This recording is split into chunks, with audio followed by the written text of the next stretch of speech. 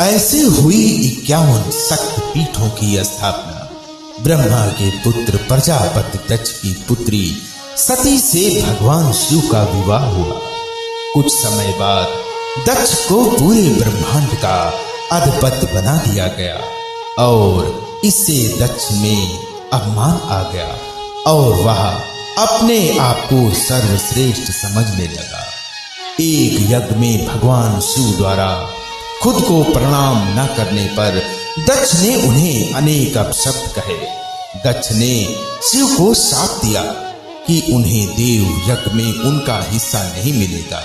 यह सुनकर नंदी ने भी दक्ष को शाप दिया कि जिस मुंह से वह शिव निंदा कर रहा है वह बकरे का हो जाएगा। और कुछ समय बाद दक्ष ने एक भव्य यज्ञ का आयोजन किया।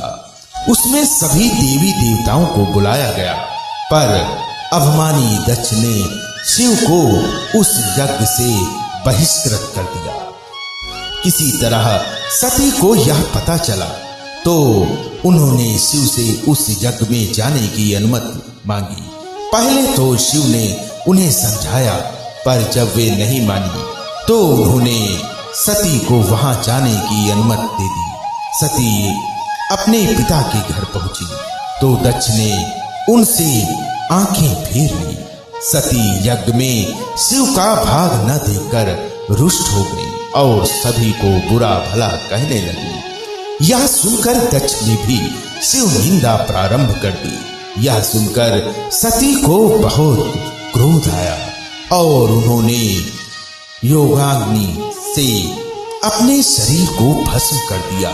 यह देखकर शिव के गणों ने दक्ष यज्ञ पर हमला कर दिया, पर देवताओं ने उन्हें वहां से भगा दिया।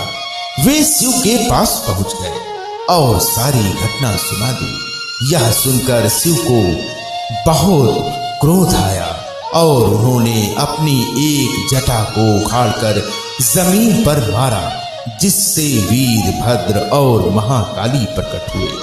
शिव ने उन दोनों को दक्ष का यज्ञ विध्वंस करने की आज्ञा दी। उन्होंने पल भर में ही दक्ष का यज्ञ विध्वंस कर डाला और वीरभद्र ने दक्ष का सिर काटकर उसे यज्ञ कुंड में फेंक दिया। यह देवताओं ने यह सब देखा तो सभी देवताओं में हड़कंप मच गया और उन्होंने शिव स्तुति प्रारंभ कर दी। उनकी स्तुति उन्होंने सभी को जीवन दान दे दिया और दक्ष के शरीर पर बकरे का सिर लगाकर उसे भी जीवित कर दिया। बाद में शिव की अनुमति से दक्ष ने अपना यज्ञ पूरा किया। अपनी प्रिय पत्नी के शव को लेकर शिव पूरे ब्रह्मांड में घूमने लगे। उनके प्रताप से सारी सृष्टि चलने लगी। तब विष्णु ने अपने सुदर्शन चक्र से सती के शरीर के 51 टुकड़े कर दिए और वे टुकड़े जहां जहां गिरे वहां शक्ति पीठों की स्थापना हुई। तब सती का पूरा शरीर कटकर गिर गया तो भगवान बहुत दुखी हुए और कैलाश पर जाकर एकांत में समाधि ले ली। हर हर महादेव। ओम नमः शिवाय।